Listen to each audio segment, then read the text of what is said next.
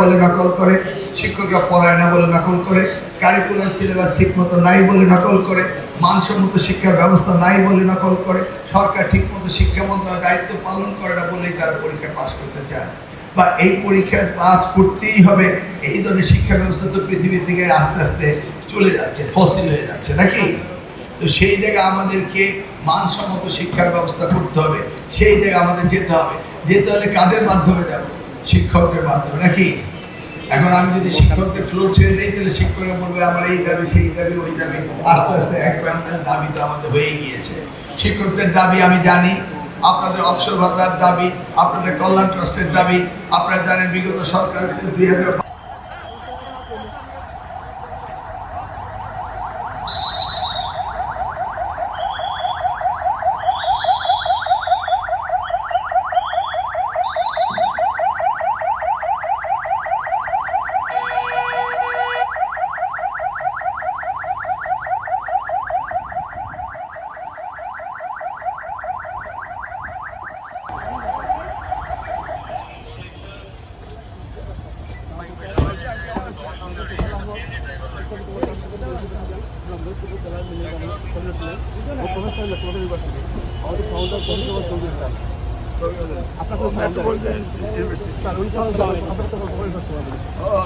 আজকে আসলে দেখা হচ্ছে।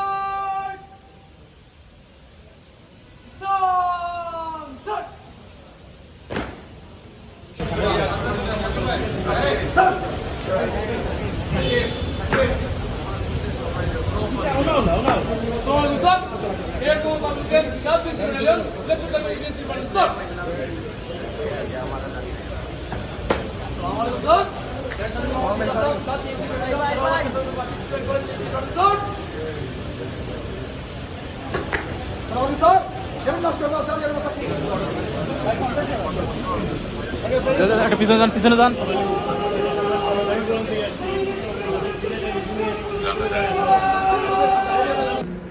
আমাদের আজকে বিশেষ অতিথি উপস্থিত আছেন আমাদের এই সিলেটের অত্যন্ত সত্যবাদন নেতা, আমাদের দিল্লিতে মাননীয় মন্ত্রী জনাব আরিফুল হক চৌধুরী আমাদের উপস্থিত হয়েছেন। আমাদের সম্পূর্ণ উপস্থিতি। আসসালামু আলাইকুম। আমি কম সময়ে দু একটি পয়েন্টগুলো শেষ করে দিচ্ছি, কারণ এই জেলায় আসলে যে পরীক্ষা নির্মত কথা মাননীয় মন্ত্রী হতে বলবেন। আমি জেলা ফলাফল হলো স্যার, তো ফলাফল হওয়ার পরে আমরা ফলাফল রিপোর্টে নিয়ে আমরা আমাদের সকল